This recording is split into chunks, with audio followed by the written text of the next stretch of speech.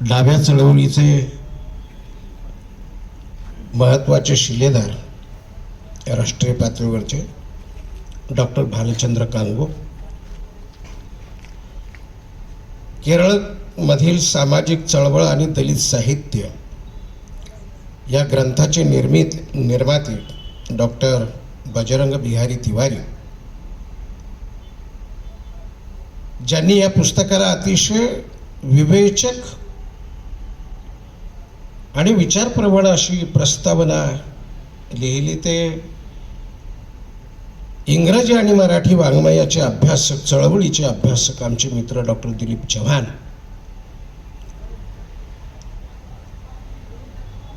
आमचा अतिशय ताकदीचा असा कार्यकर्ता समाधान इंगळे आणि उपस्थित सज्जन बंधू भगिनींनो, मी यासाठी उल्लेख केला सज्जन बंधू आणि भगिनींनो म्हणून की इथं असंख्य माणसं जी समाज, संस्कृती, राजकारण आणि शिक्षण अशा विभिन्न क्षेत्रात काम करणारी असंख्य मंडळी, ती नावं घेत जर बसलो तर आपल्याला बजरंग बिहारी आणि भालचंद्र कांगो यांना ऐकणं अवघड होईल. म्हणून मी सुरुवातीलाच बजरंग बिहारी यांचं मनापासून अभिनंदन करतो की दलित साहित्याची चळवळ तशी महाराष्ट्रात नसू द्या. क्या आप मराठी जानते हैं? थोडा थोडा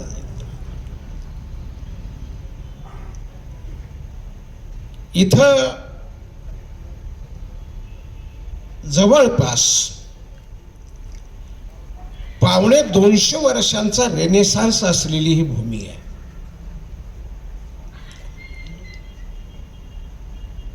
पावणे 200 वर्षाचा रेनेसान्स आहे, प्रबोधन आहे आणि पुनर्रचनेचा विचार.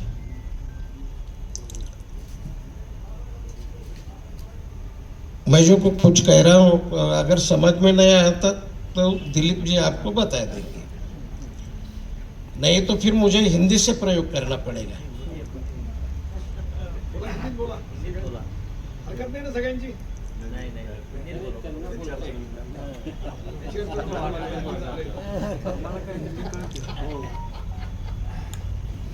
करीबन 250 साल का यहाँ पर रेनेसांस चलता रहा. रिकंस्ट्रक्शन की बात चलती रही. मुझे कभी कभार लगता है, आपकी ये भी किताब मैंने पढ़ी, आपने जो बंगाली साहित्य में जो संशोधन किया था उस पर भी अरविंद जी सुरवाड़े ने जो किताब मुझे सौंप दी उस पर भी मैंने नजर रखी थी. और ये पता चला कि ईस्ट इंडिया कंपनी आने के बाद समूचे राष्ट्र में परिवर्तन के कई आयाम आए. अगर ईस्ट इंडिया कंपनी यहां पर नहीं आती, आपने केरल के सामाजिक आंदोलन के बारे में लिखते हुए ऐसा कहा था कि मनुस्मृति का उतना प्रभाव कोई वहां के सिस्टम पर, कस्टम पर नहीं है. लेकिन ये भी बात समझ लेनी चाहिए कि शांकर स्मृति ये मनुस्मृति से कोई अलग नहीं है. ऐसा है कि बुद्ध का जो अनात्मवाद है, ये बुद्ध का अनात्मवाद, इसके खिलाफ उन्होंने आत्मावाद लाकर अपना विवेचन किया, तत्वज्ञान प्रस्थापित किया. लेकिन शांकर स्मृति या शांकर भाष्य यह भी कहता है वो कोई मनुस्मृति से अलग है, ऐसा मैं नहीं मानता हूं. लेकिन आपने जो नाम शूद्र के साहित्य पर वहां बंगाल की, उस पर नजर रखी, संशोधित किया. और ये केरल का जो आपने जन आंदोलन है, परिवर्तन के आयाम है, ये आपने जो इसका संशोधन भी किया, बोध भी किया, और महाराष्ट्र का जो दलित साहित्य है यह और केरल का जो दलित साहित्य है इसमें कोई भिन्नता है क्या, ये सोच आपने समूचे राष्ट्र के सामने रखी हुई है. मैं आपका अभिनंदन करता हूं. मराठीत येतो एवढे पुरेसे त्यांना समजून द्यायला.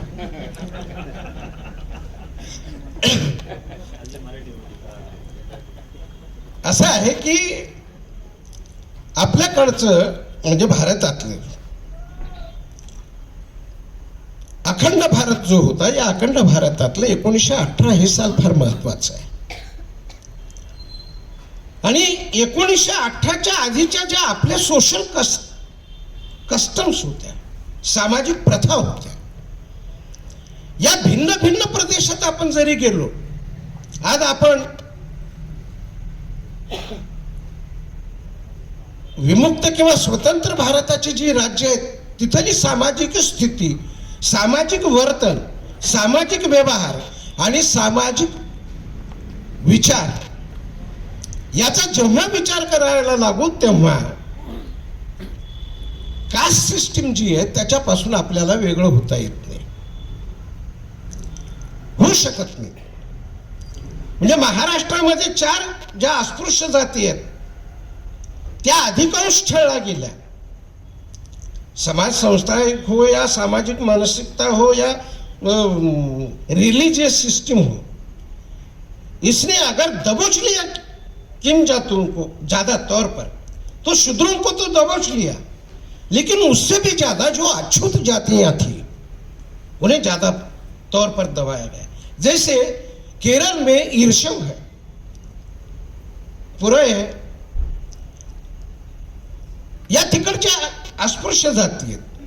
म्हणजे जेव्हा 1818 पासून संबंध देशाचा अखंड भारताचा आपण जेव्हा विचार करू, मग ते इस्लामाबाद असेल, रावळपिंडी असेल, कराची असेल, ढाका असेल किंवा भारतातले अन्य प्रदेश असतील, त्या सगळ्या प्रदेशांचा जेव्हा आपण विचार करायला लागू तेव्हा अस्पृश्यांचा जो गट आहे त्यांच्यावर अधिक महाराष्ट्र में महार, पूर्वास्पृश्य, महार, मांग, चांभार आणि ढोल या अनन्वित छळ सोसलेल्या जाती आहेत महाराष्ट्रात. आणि म्हणून 1818 काय अवस्था होती,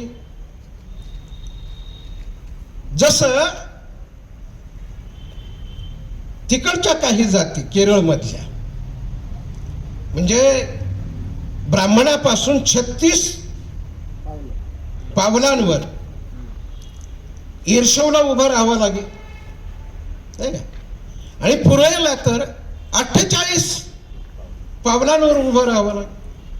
म्हणजे जिथं सावलीचा सुद्धा विंटाळ महाराष्ट्रात मानला जात होता तशीच अवस्था केरळमध्ये होती. वेगळं काही चित्र नव्हतं. महाराष्ट्रामध्ये जसं पूर्वास्पृश्य महारांच्या गळ्यात गाडगं आणि ढुंगणारा फडा होता, उसने थूकना नहीं जमीन पर, और उसके पैरों के कोई निशान प्रतीत नहीं होनी चाहिए. ये महाराष्ट्र की अवस्था पूर्वास्पृश्य महारों की. म्हणून महाराष्ट्रातलं शेवटचं जे संस्थान आहे ते पेशवाई, की 1818ला पतन येतात. आणि काही अस्पृश्य जाती ज्या होत्या केरळात त्या जातीतल्या बायकांना छातीवरून पदर घेण्याचा अधिकार नव्हता केरळमध्ये, नोंदवला. आणि हे अतिशय महत्वाची माहिती समाज संस्थेच्या दृष्टीने. पण त्रावणकोरचा जो रेसिडेंट आहे त्या त्रावणकोरच्या रेसिडेंटनं जो ईस्ट इंडिया कंपनीनं नियुक्त केलेला होता त्यानं ही बंदी जी समाज संस्थेनं आणि धर्म संस्थेनं लादलेली होती ती बंदी त्यानं उठवली आणि अस्पृश्य असलेल्या स्त्रियांच्या छातीवर पदर यायला लागला. ही प्रचंड क्रांतिकारक अशी गोष्ट आहे. आणि ही 1818 ते 1819ची आहे. म्हणजे महाराष्ट्रामध्ये जे घडतं 1818ला तेच केरळमध्ये तिकडं घडतं आहे क्रांतिकारक पद्धतीचं. हे सगळे तपशील मी काय सांगत बसत नाही, पण एक गोष्ट आपल्याला मी सांगितली पाहिजे की श्री नारायण गुरु म्हणजे महाराष्ट्रामध्ये महात्मा फुले आहेत आणि त्याचं टोक बाबासाहेब आंबेडकर आहे. पण या मधल्या काळामध्ये ज्यांच्या अंतःकरणात करुणा होती असे असंख्य सवर्ण होते आणि म्हणून केरळातले अनेक नमुद्री हे सुद्धा खालच्या जातीच्या उद्धारासाठी तयार झालेले होते. म्हणजे नमुद्री आपल्याकडे जसं असंख्य सवर्ण, मगाशी आम्ही चर्चा करत बसलो होतो, डॉक्टर साहेब होते कांगो सर, तर ब्राह्मण, कर्मठ ब्राह्मण आणि सनातनी ब्राह्मण, आपलं उदारमतवादी ब्राह्मण अशी ती चर्चा करत होता आणि मी काढला होता विषय तो. त्यांनी एक हवाला दिला, बाबासाहेब आंबेडकर कर्मठ असो, बाबासाहेब आंबेडकर म्हणाले होते म्हणे की कर्मठ असो की उदारमतवादी असो, ब्राह्मण हा ब्राह्मण असतो, असा जो संदर्भ तो दिला. बाबासाहेब आंबेडकरांनी 1916ला लिहिलं असेल ते. त्याचं कारण असं आहे की तो सगळं जाती संस्थेचं विष पचवत बाबासाहेब उभे राहत होते. पण हे विधान बाबासाहेब आंबेडकरांनी 1920 नंतर केलं नसतं. त्याचं कारण असं आहे, जसं फुल्यांच्या चळवळीमध्ये असंख्य ब्राह्मण होते, सवर्ण होते, तसं बाबासाहेब आंबेडकरांच्याही चळवळीमध्ये असंख्य ब्राह्मण, असंख्य सवर्ण होते. आणि म्हणून तिथल्या केरळमधल्या सगळे तपशील देत बसत नाही. हे पुस्तक तुम्ही वाचलं पाहिजे. काय अय्यकालीन हा 19व्या शतकातला सुधारक आहे तिकडचा. म्हणजे माझ्या समजुतीप्रमाणे 1862 ते 1941 असा तो काळ असावा कदाचित अय्याकालीचा. या माणसानं हा जो डाऊन टोडन वर्ग आहे तिकडचा, इर्शो असेल, पुरई असेल, असा जो काही डाऊन टोडन वर्ग आहे, त्या वर्गाला शिक्षण मिळालं पाहिजे याच्यासाठी देवाचा आटापिटा केला. याच्यात सगळ्यात महत्वाची गोष्ट ही आहे की जेव्हा स्वातंत्र्य लढा आपला जोमात आला त्याचेही काहीसे परिणाम केरळमधल्या सामाजिक उलथापालथीवर झालेले आहेत. रशियन राज्यक्रांती झाल्यानंतर तोपर्यंत तिथं मुस्लिम आलेले होते, तोपर्यंत तिथं ख्रिश्चन आलेले होते, तोपर्यंत तिथं बौद्ध आलेले होते, जैन आलेले होते आणि मोठ्या प्रमाणामध्ये सामाजिक स्थित्यंतर होऊ लागलेलं होतं.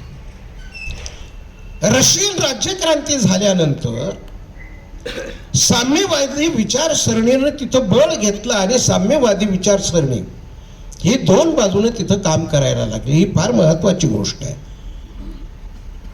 मी आंबेडकरवाद्यांना सांगत असतो की बाबासाहेब आंबेडकरांच्या एका भाषणाचा सुद्धा आपण विपर्यास करत गेलो. Bhaskarrao,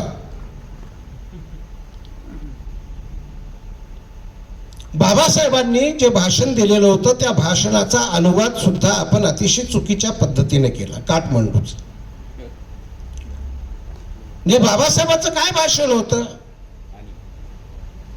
marks and Buddha.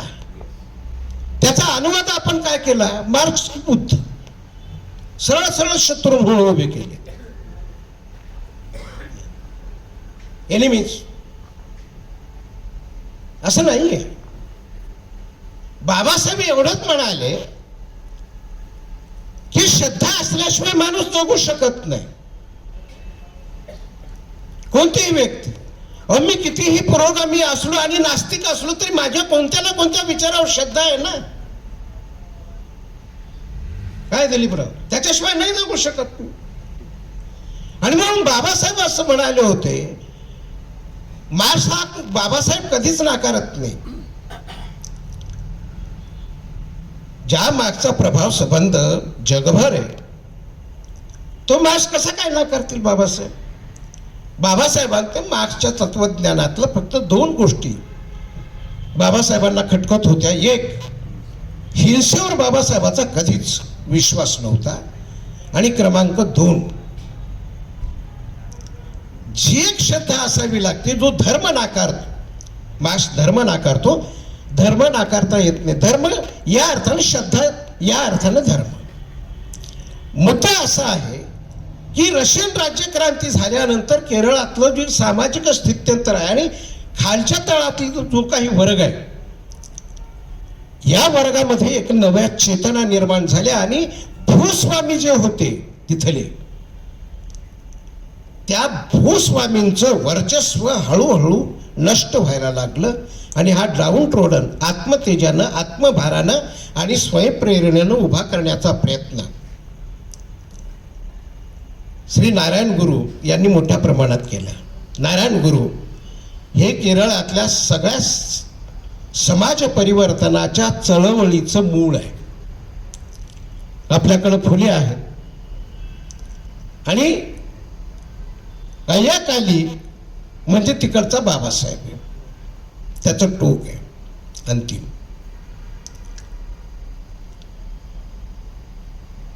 पुन्हा एकदा मला टेन्शन हे आहे की बिहारी आणि कांगोजींना ऐकायचंय, म्हणून संक्षिप्त रूपाने मी चालतो. असं आहे की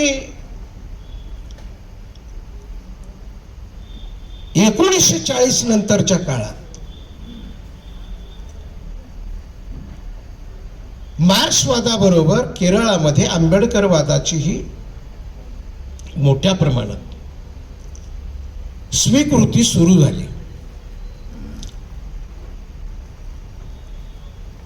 म्हणजे तिकडं नाडरचा सुद्धा त्याने आधार घेतला. तामिळनाडूतल्या, तिकडच्या केरळातल्या अस्पृश्यांनी उठाव झाले, मोठ्या प्रमाणात आंदोलनं झाली आणि परिवर्तनाचे काही नये आयाम हे प्रस्थापित होऊ शकले. आपल्याकडं जसं श्रीपाद अमृत डांगे यांनी महत्वाचं काम केलं. श्रीपाद अमृत डांगे यांनी मार्क्सवाद हा पायाभूत ठेवून इथल्या समाज संस्थेचा अतिशय गंभीरपणे विचार केला. हमारे पास विका राजवाड़े बोल के बहुत बड़े इतिहासकार हो चुके हैं, संशोधक हो चुके हैं. भारतीय विवाह संस्थेचा विकास ऐसी एक किताब उन्होंने लिखी कि ये जो शादियां हैं ये अरसों से कैसे बदलती है. और श्रीपाद अमृत डांगे यांनी आपल्या काही समजुती खोट्या ठरवल्या, राजवाड्याने जे खोट्या ठरवल्या त्याला श्रीपाद अमृत डांगेंनी ते लोकांच्या पर्यंत जावं असा प्रयत्न केला. EMS नंबूद्रीपाद या सुधारकाला, या राजकारण्याला आणि या मार्क्सवाद्याला आपल्याला विसरता येत नाही. जेव्हा केरळच्या रेनेसान्स आणि रिकन्स्ट्रक्शनचा आपण विचार करायला लागू तेव्हा एकतर EMS नंबूद्रीपाद यांनी 60 पुस्तकं लिहिली राजकारणात येण्यापूर्वी. आणि या EMS नंबूद्रीपादांनी असं सांगितलं की केरळचे मूळ निवासी जे आहेत, हे मूळ निवासी म्हणजे तिथला दलित आहे, पुळे वगैरे हे सगळे आहेत मूळ. आणि बाकीचे जे काही आले ते नंबूद्री असोत की नायर असो, हे नंतर तिथे आलेले आहेत केरळमध्ये. या पद्धतीची त्यांनी मांडणी करून तिथल्या दलित पददलितांचा जो आत्माविष्कार आहे आणि त्याचा जो स्वाभिमान आहे, हा स्वाभिमान EMS नंबूद्रीपाद यांनी बलवत्तर केला. 2 वेळा ते मुख्यमंत्री राहिले. 1957ला पहिल्यांदा मुख्यमंत्री झाले आणि त्यानंतर त्यांनी तिथल्या जमिनीचं समान वाटप करण्याची भूमिका घेतली आणि ही अतिशय क्रांतिकारक अशी गोष्ट आहे. ज्यांच्याकडे विशेषतः जमीन आहे त्या प्रदेशातला तो जाती समूह हा अन्याय करता झालेला हा आपल्या भारतातल्या सगळ्या भूस्वामींचा इतिहास आहे. आणि याच्या विरोधातल्या भूमिका मांडायला EMS नंबूद्रीपादांनी समाजाला उभं केलं आणि त्यातनं काही परिवर्तनाचे आयाम हे प्रस्थापित होऊ शकले. आणि दरम्यानच्या काळामध्ये बाबासाहेब आंबेडकरांचा विचार आणि त्यांच्या चळवळीचं लोण केरळमध्ये गेल्यानंतर केरळमध्ये जी सामाजिक चळवळी आहेत त्या 2 अंगांनी चालायला लागल्या. एकीकडे मार्क्सवाद आणि दुसरीकडे आंबेडकरवाद. या आंबेडकरवादाचा परिणाम असा की तिथं 1950 नंतरच्या काळामध्ये मोठ्या प्रमाणामध्ये साहित्याची निर्मिती होऊ लागली. वेग हा 60-62 नंतरच्या काळात आलेला आहे आणि त्याला मुख्य कारण महाराष्ट्रामध्ये जे दलित साहित्य ही काही जातीय भावना नाही.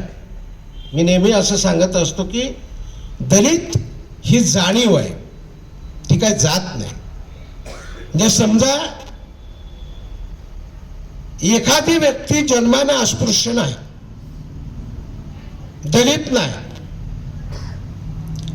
पण त्या समूहाला जे भोगावं लागतं त्याचा पीळ समजा त्याच्या सृजनात आला पण तो जन्माला दलित नाही, तर मी असं मानतो की ते दलित प्रवृत्तीचं लेखन आहे. आणि अशा पद्धतीचं लेखन जे आपल्याकडे सरमिसळ झाली, जसं प्रमोद शिंदे हा काही जन्मानं दलित नाही, पण प्रमोदचं लेखन आपण दलित साहित्य म्हणून मानतो, मी तरी मानतो. असे असंख्य लेखक आहेत. शरश्चंद्र मुक्तिबोध जन्माला ब्राह्मण आहे, परंतु नाव जर बाजूला सारलं तर घाम गाळणाऱ्या आणि कष्टकऱ्याच्या स्वाभिमानाचा शब्द मुखर व्हावा अशा पद्धतीचं तो सृजन हे शरदचंद्र मुक्तिबोधांचं आहे. मला नंतर देण्यात आलं. म्हणून या पद्धतीचं वाङ्मय ते सुकुमाराला असेल, के निर्मला असतील, पुष्पा जॉय असेल, जसं आपल्याकडं वामनदादा कर्डक आहे तर ते तिकडं सुकुमार अतिशय परिवर्तनशील आणि व्यवस्थेच्या विरोधातला संताप ओतणारी विद्रोही गाणी ही 1960 नंतरच्या काळामध्ये केरळच्या मल्याळम भाषेत आलेली आहेत. ही चांगली गोष्ट आहे. आता तुमचं लक्ष पेरियाकडे चाललंय. तामिळनाडूतला नाडर आणि तामिळनाडूतला पेरिया यांनी सुद्धा दलित साहित्याची म्हणजे दलित साहित्याची प्रेरणा कोणी घेतली? दलित साहित्य, मराठीतल्या दलित साहित्याची प्रेरणा पहिल्यांदा घेतली ती कर्नाटकातल्या साहित्यानं. तिथं बंडाया साहित्य उदयाला आलं. त्याची प्रेरणा घेतली बंगालमधल्या साहित्यानं, नमशूद्राव साहित्य. त्याची प्रेरणा घेतली गुजरात मधल्या साहित्यानं, दलपत चव्हाण असेल, रमेशभाई परमार असतील, अशी असंख्य मंडळी आहे. आणि म्हणून दलित साहित्य समजून घेण्याच्या दृष्टीने विशेषतः पुनर्रचनेचं जे वाङ्मय आहे, पुनर्रचनेचा विचार आहे, तो कोणकोणत्या प्रदेशामध्ये कशा कशा प्रकारचा आहे याची प्रेरणा म्हणून मी आपल्या या ग्रंथाकडे पाहतो. बजरंग बिहारी तिवारी यांच्या ग्रंथाकडं भारतातल्या पुनर्रचनावादी साहित्यातील दीपस्तंभ म्हणून बजरंग बिहारी तिवारी यांच्या या लेखनाकडे मी पाहतो. तुम्ही बंगालीच्या वाङ्मयाचा परिचय दिलेला है। परिवर्तन रिकंस्ट्रक्शन जो चल रहा था बंगाल में, उस पर आपने काफी अच्छा संशोधन किया है। तामिळनाडूतलं सुद्धा जे यातलं एक जो मी उल्लेख केला, ज्या काळामध्ये रस्त्याने विशेषतः सकाळी आणि सायंकाळी रस्त्यानं हे डाऊन ट्रोडन आहेत, पुरय वगैरे हे सगळे ईर्ष्या यांना चालता येत नव्हतं, बंदी होती, अशा काळामध्ये या आय्यकालीनं बैलगाडी घेतली, बैलगाडीतून प्रवास केला, त्यातनं दंगे झाले आणि दंगे झाल्यानंतरच्या काळामध्ये म्हणजे अनेक स्त्रिया त्यांचे विनयभंग झाले, अंगावरचे कपडे फाटले स्त्रियांचे, पण त्यानंतर जे काही रिकन्स्ट्रक्शन झालं, क्रांतीच्या वाती तिथं ज्या चितवल्या गेल्या, तशाच पद्धतीनं दक्षिणे अगदी भारताचा जो दक्षिण काठ आहे तामिळनाडू, तिथं पेरियार रामस्वामी नायकरांनी हिंदूंची प्रतीकं ट्रकमध्ये ठेवली आणि जोड्यानं मारत मिरवणुका काढलेल्या आहेत आणि त्यातनं जे एक वाङ्मय निर्माण झालेलं आहे त्याच्याकडे तुमचं लक्ष गेलं, मी तुम्हाला शुभेच्छा देतो। आणि प्रगतिशील लेखक संघाचे सगळे पदाधिकारी शेंडगे सरांच्या पासून या सगळ्यांचे मी ऋण व्यक्त करतो की या पुस्तकाच्या निमित्तानं मला माझं मनोगत व्यक्त करण्याची संधी आपण मला प्राप्त करून दिली। मच्छिंद्र गोरडे सरांचे विशेषत्वाने आभार मानतो। गांधी भवनमध्ये कार्यक्रम असला की ते सतत बोलवत असतात मला, आपण मला शांतपणे ऐकून घेतलं त्याबद्दल आपल्या सगळ्यांचे ऋण व्यक्त करतो आणि थांबतो। धन्यवाद।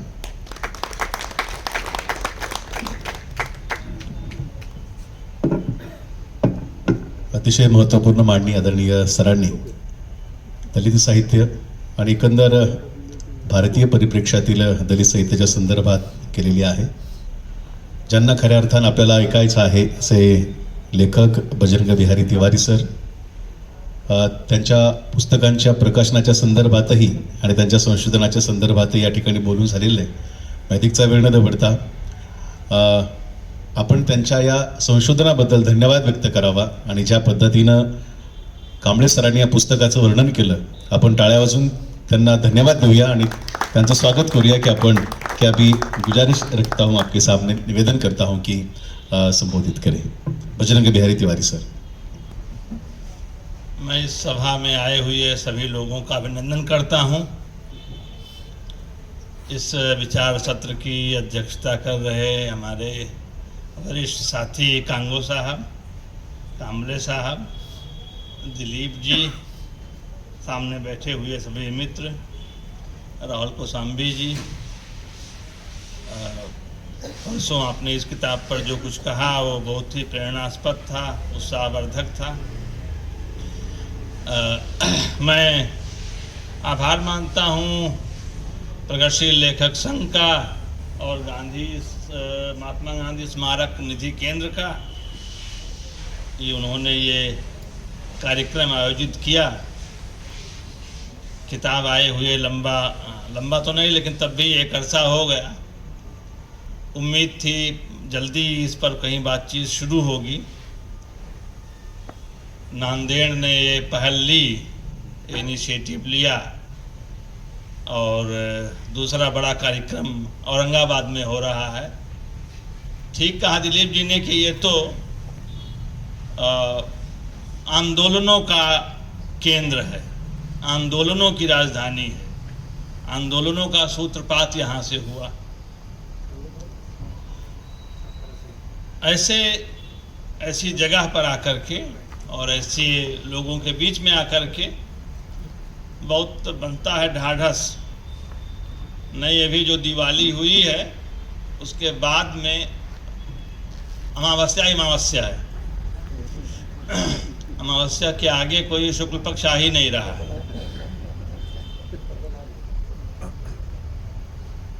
तो इस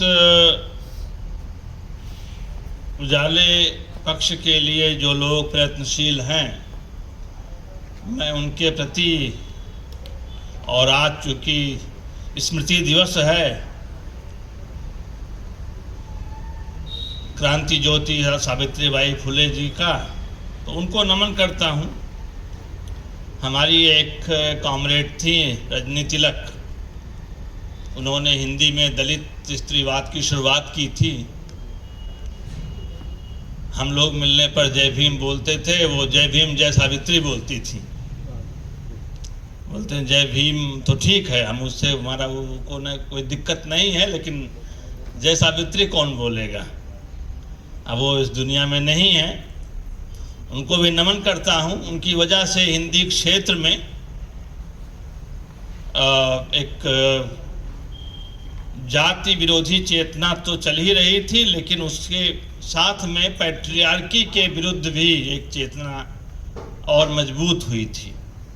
चेतना तो थी लेकिन और मजबूत की थी उन्होंने। तो उनको याद करते हुए, जय सावित्री बोलते हुए,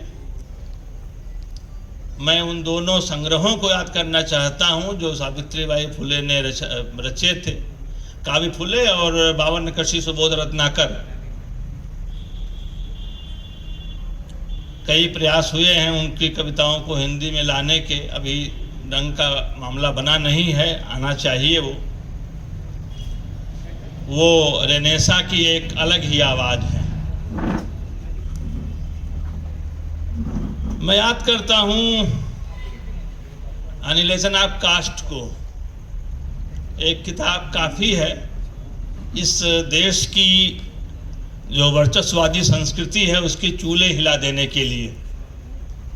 बाबा साहब की एक किताब, ये भी आयरनी देखिए कि हिंदी की एक बड़ी प्रतिष्ठित पत्रिका है जिसने मुझे वही बनाया, हंस। कहीं कहीं उसका उच्चारण हंस करते हैं, ना की जगह माँ बोलते हैं, ऐसा अनुस्वार उच्चरित होता है। हम लोग हंस ही कहते हैं हिंदी वाले। तो हंस पत्रिका में 2 उसके विशेषांक आए दलित साहित्य को लेकर के।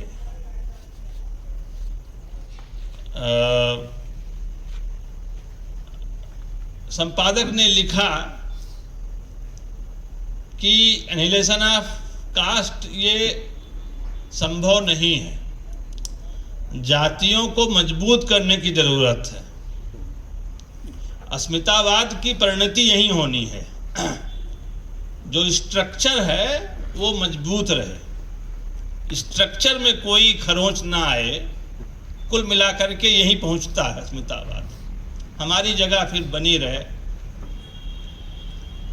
अगर उसी तरह का आंदोलन चला होता केरल में, जिसको कहा था विवेकानंद ने ल्यूनेटिक असाइलम की पागल खाना है, तो थोड़ा सा आगे बढ़ता और फिर थोड़ा सा पीछे जाता, आगे बढ़ता।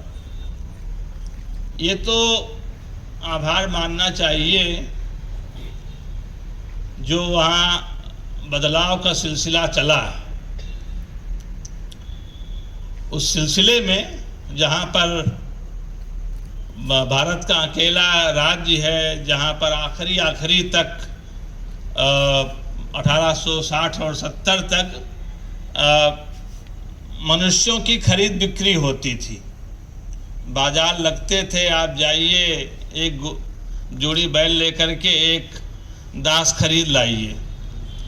पुले और परे यही 2 जातियां दास होती थी, दलित जातियां हैं। एक परिवार लेकर आता था मालिक, महिला को कहीं बेचा, पुरुष को कहीं बेचा, 3 बच्चे हैं, 3 बच्चों को कहीं कहीं बेचा। ऐसी दुर्गति थी, ऐसी भयावह स्थिति थी, अमानुषिकता थी ऐसी। उसमें जब प्रवेश होता है ईसाई मिशनरियों का, तो उन्होंने अच्छा काम किया, उस ढांचे को तोड़ा। ईस्ट इंडिया कंपनी के अधिकारियों से भी लोहा लिया, क्योंकि वो नहीं चाहते थे कि स्लेवरी का अंत हो। स्लेवरी का अंत करने में मिशनरियों की बड़ी सराहनीय भूमिका थी, उनको भी आज याद करना चाहूँगा। उसके बाद में जो रेनेसा आता है, क्योंकि ज़मीन बनाई उन लोगों ने, कानून पास कराया, स्लेवरी जो है बैन हुई, प्रतिबंधित हुई, कानूनन जुर्म हो गई। चोरी छिपे थोड़ा चलती भी रही कुछ समय तक, लेकिन रेनेसा शुरू होता है SNDP योगम से, श्री नारायण गुरु से, डॉक्टर पालपू से, कुमार नासान से।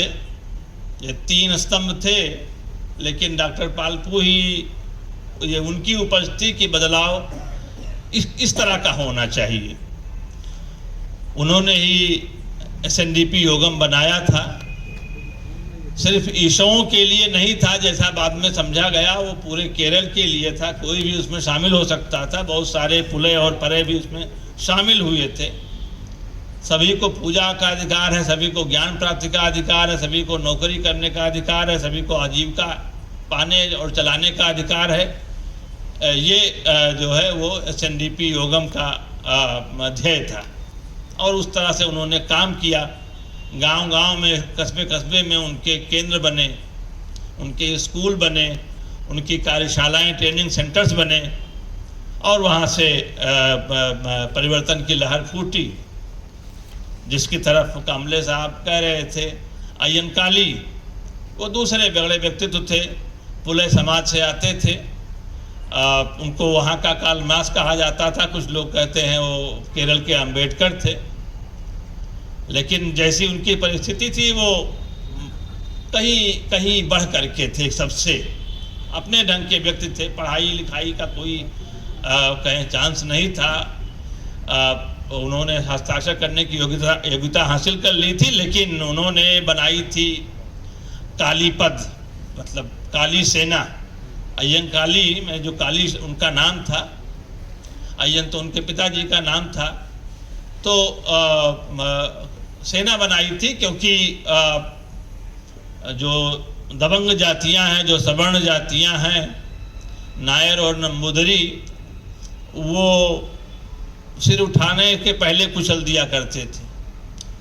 तो उस सेना ने मुकाबला किया। उस सेना को ट्रेनिंग देने के लिए उन्होंने दूर दूर से बुलाए ट्रेनर्स, जो उनको सिखाते थे दांव पेंच, युद्ध के, कुश्तियों के, लड़ाइयों के, बचने के।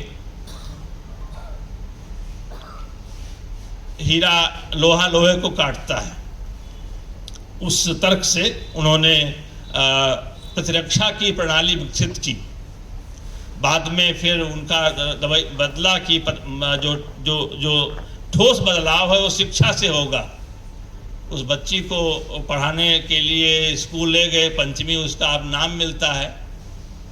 पंचमी नाम ऐसा है कि वो जो पंचम वर्ण है, उसकी स्त्री को, लड़की को कहा जाता है, किसी के लिए भी हो सकता है वो।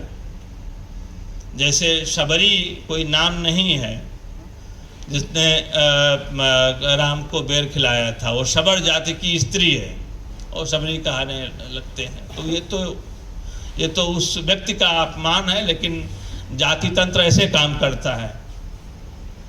तो वो ले जाते थे, स्कूल में आग लगा दी जाती थी, ले जाते थे, और उन्होंने फिर हड़ताल करवाई, कहा कि हम काम नहीं करेंगे। 1913 और 14 के बीच में हड़ताल हुई। पहली हड़ताल है, पहली ज्ञात हड़ताल है भारत में।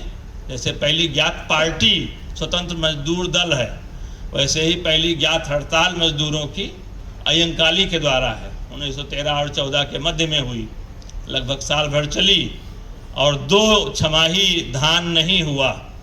सवर्णों को उनकी औकात पता चल गई। पहले था उनको कि वो खुद ही धान लगा लेंगे, खुद ही धान काट लेंगे, कभी किया हो तभी तो कर पाएंगे। खेत के खेत खाली रह गए। तब आ गए और कहा कि नहीं, हम नियम बनाते हैं, आपके बच्चे स्कूल में जाएंगे, पढ़ाई करेंगे, कोई रोक टोक नहीं होगी। ये अय्यनकाली का योगदान है। अय्यनकाली देखते रहे थे कि उनके लोगों को न्याय नहीं मिलता। जो न्यायालय हैं वो न्यायालय दलितों से की पहुंच से दूर है। उन्होंने कहा हम अपना उन्होंने एक बनाया संगठन, बड़ा मजबूत संगठन, बड़ा क्रांतिकारी संगठन, साधुजन प्रतिपालिनी सभा। साधु कहते हैं जो सज्जन हैं, और सज्जन आमतौर से गरीब होते हैं। दुर्जनों के पास पैसे आते रहते हैं, कभी बॉन्ड से कभी वैसे, लेकिन सज्जन अक्सर गरीब ही रहते आए हैं। तो गरीबों की सभा वो थी, जाट सभा नहीं थी। और उसने बहुत काम किया। उसी के तहत ये कम्युनिटी कोर्ट स्थापित हुए, उसकी बहुत सारी शाखाएं बनी, और जो उनका अपना गांव था अयंकाली का, वहाँ पर सुप्रीम कोर्ट था। हत्या वाला मामला छोड़ करके बाकी सारे मुकदमे सुने जाते थे। छोटे मोटे मुकदमे, किसी ने पैसे ले लिए हैं, उसी का लंबा चलता वो वहीं पर हल कर दिए जाते थे। दोनों पक्ष संतुष्ट होकर लौटते थे।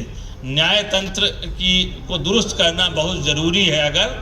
अगर लोकतंत्र चलना है तो, लोकतंत्र नहीं वो उसका अंग भंग करना है तो न्यायतंत्र का अंग भंग कर दीजिए।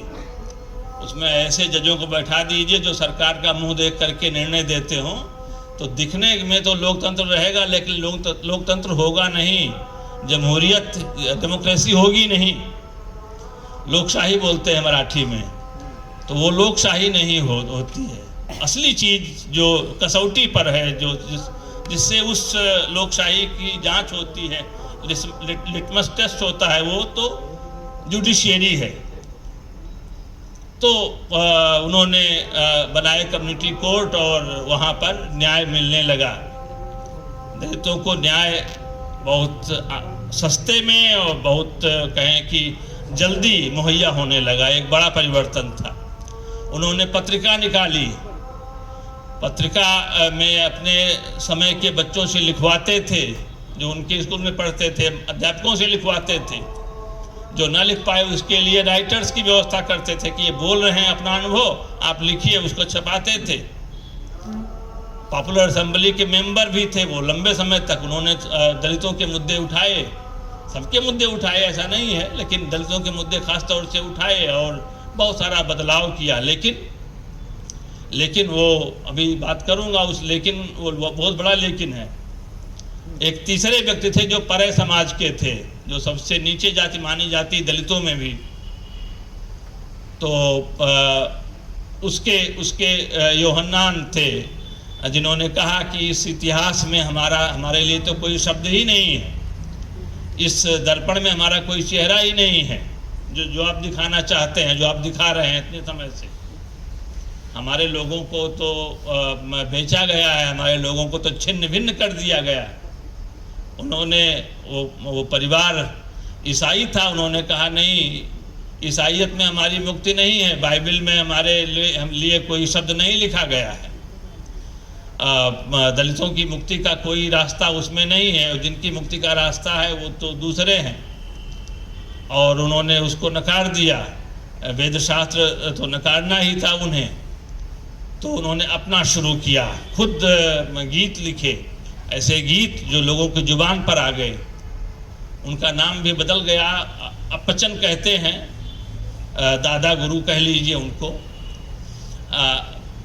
बाद में फिर उनका मरने के साथ साथ एक नया नाम आ गया, श्री कुमार गुरुदेवन। उनकी संस्था थी, बहुत क्रांतिकारी संस्था थी, प्रत्यक्ष रक्षा दैव सभा। तो ये जो रक्षा की सभा बनाई थी उन्होंने, उसमें दैव भी है, क्योंकि धर्म के उस पर वो लड़ाई लड़ रहे थे। उनके अनुयायियों ने खुद उन्होंने कुछ, क्योंकि चमत्कार पसंद जनता है, तो उस चमत्कार के किनारे कई बार लोग झुक जाते हैं। वो कुछ ऐसा हुआ कि उन्होंने ये संकेत दिया कि वहीं भगवान के अवतार हैं, और जनता ने मान लिया कि और जो अब तक के भगवान है वो दूसरों के भगवान, हमारे भगवान तो ये है श्री कुमार गुरुदेवन। तो ये चाहे ईसाओं का संगठन हो SNDP योगम, चाहे इधर इनका संगठन हो अयंकाली का साधुजन प्रतिपालिनी सभा, चाहे यूहन्नान का हो, PRDS, ये सब हिंदू महासभा लगी हुई है, संघ लगा हुआ है कि कैसे इसको कमज़ोर किया जाए, कैसे इसमें सेंध लगाई जाए। सब में सेंध लगा ली। सबसे तेजस्वी जो था अय्यंकाली का आंदोलन, उसमें एक अपने महासभा के एक व्यक्ति को घुसा दिया, केशवन शास्त्री को। अय्यंकाली की बेटी से शादी करा दी और कहा कि ये क्या होता है, साधुजन प्रतिपालिनी सभा क्या होती है, पुलय महासभा बनाई जाए। हिंदू महासभा के तर्ज पर बनाई गई पुलय महासभा। और जो केरल के नेता थे, जो सबके नेता थे अय्यंकाली, वो पुलयों के नेता होकर के रह गए। सारी ओजस्विता, सारी तेजस्विता, सारा जो पोटेंशियल है इस तरह से सिमट गया, सिकुड़ गया, टूट गया। इस बात को समझना जरूरी है कि किस तरह से वो शक्तियां काम करती हैं जो यथास्थिति को बरकरार रखना चाहती हैं, कितने धैर्य से काम करती हैं, कितनी तैयारी से काम करती हैं, कितनी कहें कि बारीकी से काम करती हैं। उसको ना समझेंगे तो इसीलिए उसी में से कोई हैं जिन्होंने ये लिखा, हंस का संपादक बनाया और उस संपादक में लिखा कि ये एनिहिलेशन ऑफ कास्ट क्या होता है, जातियों को मजबूत करना है। इसलिए ज़रूरी है उस असंभव संभावना को जो कई लोगों को लग सकती है वो मूर्त किया जा सकता है। मैं तो कई बार अपने कहें कि साथियों से कहता हूँ अलग अलग प्रांतों के कि अगर आपको अपने यहाँ का जातिवाद जो स्ट्रक्चर है उसको तोड़ना है तो ज़्यादा नहीं, सिर्फ 5 साल के लिए कम्युनिस्टों को जिता दीजिए, सिर्फ एक टर्म दे दीजिए और स्ट्रक्चर जाति का टूट जाएगा। आप देख लीजिए, जो मेरी नई किताब है, मैं 20-22 साल लगा करके तैयार की, हिंसा की जात, जिसके बारे में चर्चा कर रहे थे दिलीप साहब, उसमें हर प्रांत के दलित उत्पीड़न की घटनाओं को उसकी रिपोर्टिंग है। सब जगह हत्या हुई है, सामूहिक बलात्कार हुआ है, घर जलाए गए हैं, गांव लूटे गए हैं। केरल में संभव नहीं है, बंगाल में संभव नहीं है, त्रिपुरा में संभव नहीं है। अब संभव होने लगेगा क्योंकि कब्जा कर लिया है, केरल बचा हुआ है, वहाँ पर भी घेर लिया। इतना निवेश हो रहा है वहाँ पर पैसे का, इतना मतलब पैसे उसमें झोंके जा रहे हैं कि ये अंतिम जो है वो बचे ना, बैक टू स्क्वायर वन, वापस वहीं पहुँच जाए वो प्रांत। जिसकी बात कर रहे थे दिलीप जी कि जो भी ह्यूमन डेवलपमेंट के इंडेक्स हैं सब में ऊपर रहता है, जो जागरूकता है, जो चेतना है वो बहुत ऊपर रहती है केरल में। लेकिन उसको कैसे ख़त्म किया जाए उसके लिए सब एकजुट है। मैं याद कर रहा हूँ 28 महीने हुए थे सरकार के। 1957 में पहला चुनाव हुआ था, दुनिया में पहली बार कोई चुनी हुई कम्युनिस्ट सरकार बनी थी दुनिया में। उसके पहले क्यूबा में बन चुकी थी और वो भी मार्ती जो वहाँ के कहें कि डिजाइनर थे क्यूबन क्रांति के, कवि थे। और कभी अगर कोई डिजाइनर होता है तो देखिए उसके किसी के प्रति वहाँ घृणा नहीं है उस क्रांति में, क्यूबा की क्रांति में। यहाँ जो है इसमें केरल की में जो सरकार बनी EMST 28 महीने ही चलने दी गई।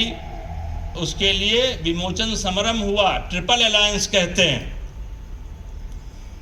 जो धर्म एक दूसरे के दुश्मन दिखते थे, नायरों का जो हिंदू धर्म है वो मुसलमानों को बर्दाश्त नहीं करता था, मुसलमान ईसाइयों को बर्दाश्त नहीं करते थे, तीनों एक दूसरे को बर्दाश्त नहीं करते थे। लेकिन कम्युनिस्टों को नष्ट करने के लिए उस शासन को उखाड़ फेंक, तीनों एक हो गए। बोले अगर ये लोग रह गए तो धर्म का तो क्षय हो जाएगा, तो लोग तो विश्वासी नहीं रह जाएंगे ईश्वर में, वो तो अपने अधिकार मांगेंगे, वो तो कहेंगे कि भाई हमको शिक्षा दीजिए, वैज्ञानिक शिक्षा दीजिए। ये जो हमारा धंधा चल रहा है वो नहीं चलेगा। तीनों, एक फादर बडक्कन थे, सबसे बड़े चर्च के सबसे बड़े कहें कि पदाधिकारी फादर, वो उन्होंने संभाली ये पैसे वाला तंत्र है, और पैसे सब जगह से आते थे, विदेशों से भी आते थे। वहाँ पर भी ये बहुत खौफ था कि अगर ये क्रांतियाँ कंटेजियस होती हैं, छुतहा हो संक्रामक होती हैं। बगल वाले प्रांत आंध्र में भी उस तरह की स्थिति बन गई थी, सरकार बनते रह गई। वो कांगो साहब बताएंगे, बन गई होती तो आज आंध्र नहीं होता, दूसरा कुछ होता, वो भी उसमें इंडेक्स में ऊपर दिखाई पड़ रहा होता। ये जो स्ट्रक्चर है वायलेंस का, कास्ट वायलेंस का, क्लास वायलेंस का, वो टूट जाता। लेकिन संभव नहीं होने दिया। तो सरकार बनी तो उसने 3 बड़े काम किए। पहला कि पुलिस जो एक तरह से प्राइवेट सेना के रूप में काम करती थी, कारखाने के मालिक हैं, प्लांटेशन के मालिक हैं, बड़े बड़े जेनमी यानी जमींदार हैं, उनसे अगर कोई मजदूर उनसे कहता था कि मजदूर मिलकर कहते थे कि जी थोड़ी मजदूरी बढ़ाई जाए, थोड़ी राहत दी जाए, तो पुलिस आ जाती थी, स्टेट पुलिस आती थी और मतलब प्राइवेट संपत्ति की रक्षा के लिए पिटाई हो जाती थी, धराशायी कर दिए जाते थे, लहूलुहान कर दिए जाते थे मजदूर लोग, भूमिहीन किसान लोग। तो पहला काम ईएमएस ने ये किया, पहला आदेश कि पुलिस से बंदूक तो छोड़िए, लाठी और डंडा भी रखवा लिया। पुलिस निहत्थी होनी चाहिए। पुलिस के निहत्थे होने से ही एक निर्भयता का माहौल बन गया कि ये पुलिस पीटेगी नहीं, पीट नहीं सकती। एक थप्पड़ लगाएगी तो 2 थप्पड़ हम लगा सकते हैं या उसका हाथ पकड़ सकते हैं, उसके पास कुछ नहीं। पहला तो ये काम किया कि किसी पुलिस के पास कोई हथियार, कोई डंडा लाठी नहीं दिखाई पड़ेगा। दूसरा उन्होंने ये किया कि ये जो एजुकेशन है, जो रिलीजियस एजुकेशन था, सारा शिक्षा जो है, सारी शिक्षा वो धार्मिक थी। नायर चलाते हैं, नंबूदरी चलाते हैं, तरह तरह के चर्च वो चलाते हैं और तरह तरह के मस्जिदें, मदरसे चलाते हैं। वो कहा ये नहीं होगा, आप चलाएं, लेकिन आपको भारतीय संविधान के अनुसार अपना पाठ्यक्रम तय करना होगा। संविधान को बना दिया क्राइटेरिया कि जो शिक्षा दी जाए वो वैज्ञानिक होनी चाहिए, वो साइंटिफिक अप्रोच वाली होनी चाहिए, संविधान के मूल्यों के अनुसार होनी चाहिए। सब मनुष्य बराबर हैं, राज्य का कोई एक धर्म नहीं है। ये जो संविधान के मूल्य हैं उनको बना दिया कि वो शर्त होनी चाहिए, अगर ये शर्त का पालन नहीं करेंगे तो हम आपकी मान्यता रद्द करते हैं।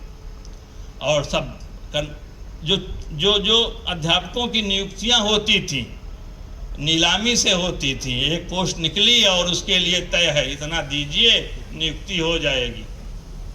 माने उस धर्म का भी होना चाहिए और फिर पैसा देना चाहिए। इस तरह से वो रिक्तियां अध्यापकों की भरी जाती थी, वो बंद करवा दिया। ये कहा कि हम लैंड रिफॉर्म करेंगे। भारत का अकेला राज्य है, केरल राज्य था, जहाँ पर दलितों का मकान नहीं हो सकता था। जमीन हो तभी तो मकान बने। जहाँ पर दलितों का शमशान नहीं हो सकता था। शमशान तब होगा ना जब जगह हो, उनकी कोई जगह नहीं थी तो उनका शमशान भी संभव नहीं था। तो ऐसे राज्य में ये हुआ कि लैंड रिफॉर्म होगा। बहुत रेडिकल स्टेप था, बहुत क्रांतिकारी ये निर्णय था। और इस घोषणा से तो बिल्कुल से दहशत में आ गए कि अगर इन दलितों के पास जमीन हुई, भूमिहीनों के पास जमीन हुई, तो फिर हमारे शोषण तंत्र का क्या होगा, उसका तो भट्ठा बैठ जाएगा। और फिर देखिए उसके बाद में जो विमोचन समरम हुआ, जो लिबरेशन स्ट्रगल कहा जाता है, जैसे आंदोलन शब्द तो सकारात्मक अर्थ में होता है, मुक्ति के लिए होता है, लेकिन आरक्षण विरोधी आंदोलन भी हुआ है यहाँ पर। वो आंदोलन थोड़ा हंगामा था, वो तो हिंसा थी, लेकिन इसी तरह से शब्दों को बिगाड़ा जाता है। ये तो पोस्ट ट्रुथ का जमाना है, बोलेंगे सच और सच का कहीं अता पता नहीं होगा। झूठे लेना, झूठे देना, झूठे भोजन, झूठ चबेना, सब कुछ सिर से पांव तक असत्य पुरुष टहल रहे हैं आपके आसपास, दिखाई देते हैं टेलीविजन में। तो ऐसे में जब विमोचन समरम ट्रिपल अलायंस हुआ, सब इकट्ठा हो गए सारे शोषक लोग, तो सबसे बड़ा कहर टूटा दलितों पर। बहुत से दलितों की हत्या हुई, कहीं गली कोने में जा रहे हैं, और जो सेना बनाई फादर बड़क्कन ने, वो सेना जो है घेर लेती थी और वहीं लिंचिंग हो जाती थी। कू क्लैक्स क्लैन क्या बोलते हैं, ब्लैक्स को मारने के लिए जो बना था अमेरिका में, हाँ कू क्लैक्स क्लैन, वही के। तो वो उस कहें कि तर्ज पर हुआ। और बहुत उन्हें अगले बार जब खेत जोते गए तो उसमें दलित महिलाओं की, दलित पुरुषों की लाशें मिलती थी जोतते वक्त, मार करके उसी में गाड़ दी जाती थी। बहुत शहादत दी है दलितों ने वहाँ पर। सीपीआई को कहते थे ये पुलोयों की पार्टी है, दलितों की पार्टी है, और थी भी। वास्तविकता यही थी कि उनको देख रहे थे कि और हमारे इन दुखों की मुक्ति और कहाँ है, और कोई रास्ता नहीं था। यही एक रास्ता था, वो रास्ता, उसमें उस पर प्राणपण से डटे रहे तो उसका फल मिलना था। बेशक उस 28 महीने में जवाहरलाल नेहरू की ऐसी इच्छा थी नहीं। बाकी बताएंगे कांगो साहब, वो पूरे इतिहास के बड़े बारीकी से अध्ययन करने वाले हैं। मैं तो उत्तर प्रदेश में एक गांव का लड़का, जिसको कुछ जाता वाता नहीं था, लेकिन जुनून था कि नहीं, हिंदी में जहाँ कहीं भी दलित साहित्य लिखा जा रहा है वो लेकर के आना है। हिंदी हमें मानते थे कि मराठी में ही जो है वो सो है, लेकिन ऐसा है नहीं। हर राज्य की मुक्ति की अपनी धारा है, आंदोलनों की अपनी धारा है, संघर्ष की अपनी परंपरा है, और सबसे वाकिफ होना जरूरी। तो मेरे इसी काम में जब कुछ समीक्षाएं होंगी हिंदी में, तो ये तय किया गया कि इस किताब की नोटिस ही न ली जाए। नोटिस ना लेने से तो बात आई गई, इतनी सी किताबें आती हैं हर महीने, हर दिन आती हैं, तो पाइल अप हो जाएगा, चीज़ चली जाएगी। लेकिन मैं धन्यवाद दूंगा, आभार मानूंगा लोक वाङ्मय को और अपने साथी सुरवाड़े साहब को, अरविंद सुरवाड़े साहब को, कि उन्होंने इस काम को अपने हाथ में लिया। और मराठी में तो हिंदी में मान लीजिए उसको दबा भी दिया जाए, लेकिन मराठी में आ गई है किताब, तो दबेगी नहीं, बात फैलेगी। आप एक हैं, 4 लोगों को और बताएंगे कि ऐसा काम हुआ। मैं इस भरोसे के साथ ये कह पा रहा हूँ। तो ये सरकार गिरा दी गई, सरकार फिर से आई, और फिर जब लैंड रिफॉर्म लागू हुआ तो बहुत बदले हुए रूप में था। फिर भी उसका जो असर हुआ, वो मतलब उसका आकलन तो किया गया है। 20वां अध्याय जो है किताब का, 10 अध्याय दिए गए हैं, कुल 26 अध्याय की पुस्तक है ये, जिसमें 10 अध्याय कम्युनिस्ट आंदोलन को दिए गए हैं। 6 अध्यायों में आखिरी के दलित साहित्य पर चर्चा है। दलित साहित्य कैसा, बाकी भारत के दलित साहित्य से अलग है, वो बड़ा फिलोसफिकल है, बहुत प्रशांत है। बाकी का जो दलित साहित्य है, मान लीजिए कोई दलित खैरलांजी होते हुए देख रहा है, सीधे हिंसा देख रहा है, तो उसकी जो लेखनी होगी, उसकी जो आवाज़ होगी, सीधे हिंसा को देख करके जब लिखा जाता है तो दूसरी किस्म की होती है। उसमें आप पाएंगे उत्तेजना, उद्वेग, आक्रोश, उफनता हुआ आक्रोश पाएंगे, क्योंकि सीधे हिंसा से उसका सामना हो रहा है। तो यहाँ का कि दलित साहित्य की प्रकृति कुछ और है, यूपी बिहार के दलित साहित्य की, हरियाणा की कुछ और है। हरियाणा में तो रोज तो प्रयोगशाला है जातिवादी हिंसा की, वहाँ का दूसरा है। लेकिन जहाँ पर वो हिंसा खत्म कर दी गई है, वहाँ का जो साहित्य है, दलित साहित्य है, वो बिल्कुल भिन्न किस्म का है। उसको आप देखेंगे, आखिरी के 6 अध्याय हैं, दलित स्त्रियों की अलग से आवाज़ है। बहुत दार्शनिकता है, बहुत कहें कि परिष्कार है, उसमें बहुत बारीकियां, बाकी जगहों पर वैसी बारीकियां नहीं आ सकती, क्योंकि उनके मुद्दे अलग हैं, उनका संघर्ष अलग है। ये जो काम है, जो ऐसा नहीं है, शिकायतें हैं बहुत सारे। सन 2000 के आसपास वहाँ पर माफिया का प्रवेश कराया जाता है, होता है बड़े पैमाने पर, और लैंड ग्रैब करते हैं, ज़मीनें हड़पने लगते हैं, बड़ी बड़ी बिल्डिंगें खड़ी होने लगती हैं, बिल्कुल बदलने लगता है परिदृश्य। तो उस समय बहुत सारे ऐसे दलित समूहों को, असल में इंडिविजुअल्स को करके टारगेट तैयार किया जाता है और कहा जाता है कि अगर कम्युनिस्ट शासन रहेगा तो दलित देवताओं का क्या होगा। दलित देवता तो अलग हैं, दलित देवियां अलग हैं, ये कम्युनिस्ट जो हैं वो देवता देवी नहीं मानते, तो इसमें दलित संस्कृति नहीं बच पाएगी।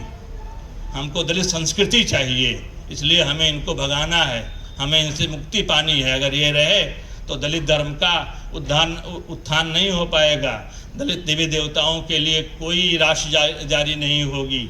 हमारे यहाँ उत्तर प्रदेश में कांवड़िया के लिए अलग से राशि जारी होती है। अगर नौकरी मांगेंगे तो कमरे में घुस करके, मैं तो इलाहाबाद विश्वविद्यालय का पढ़ा हुआ हूँ, हमारे हॉस्टल से बच्चे उठाए गए हैं जो किराए पर कमरे लेकर आए हैं, रात में 2 बजे पुलिस आई और ले जाकर के पीटा है, बंद कर दिया है। क्यों? क्योंकि कह रहे थे कि नौकरी चाहिए, कह रहे थे कि हमको ऐसा कहें कि ऐसी परीक्षा चाहिए जिसमें पेपर आउट ना होता हो। वो जो है नागवार गुजरता है सरकार को, उसके लिए पिटाई होती है, और जब वही लोग निकल जाते हैं कांवड़िया बन करके तो उन पर हेलीकॉप्टर से बरसाए जाते हैं फूल। ये है, कांवड़िया बनिए तो फूल लीजिए और एक थैली और 500 रुपये रोज। और अगर आपने शिक्षा की बात की, अगर आपने नौकरी रोजगार की बात की तो लाठी लीजिए और जेल लीजिए, तरह तरह के मुकदमे लीजिए। ऐसे बहुत बहुत खराब परिस्थिति में हम रह रहे हैं, लेकिन ऐसा नहीं है। इतने लोग यहाँ पर इकट्ठे हैं, बाकी जगहों पर भी इकट्ठे होते हैं, चीज़ें बदल सकती हैं। हम मानकर चलें, संभावनाएं हमेशा किसी भी वक्त मौजूद होती हैं, और उन संभावनाओं में हम अपने पोटेंशियल में, अपने विचारों के पोटेंशियल में हमारा भरोसा रहे तो बात बनती है। ये ऊर्जा को चैनलाइज करने की ज़रूरत है। ऊर्जा हर जगह पर है, लेकिन उसको चैनलाइज कर दें, उसको समेकित कर दें, उसको एक करें, उसका सदुपयोग करें उस ऊर्जा का। वो ऊर्जा यूं ही ना व्यर्थ में ख़त्म हो जाए, तो चीज़ें बदल जाती हैं, चीज़ें बदल जाएंगी। मुझे मौका दिया, मैं आप सबका जो आए हुए हैं और इधर जो बैठे हुए हैं, प्रलेस का खास तौर से और गांधी स्मारक निधि का बहुत आभारी हूँ कि ये मतलब संभव हो रहा है, यहाँ औरंगाबाद में यहाँ चर्चा हो रही है। बहुत बहुत शुक्रिया। Thank you respected Bajrangi Bihari Tiwari sir.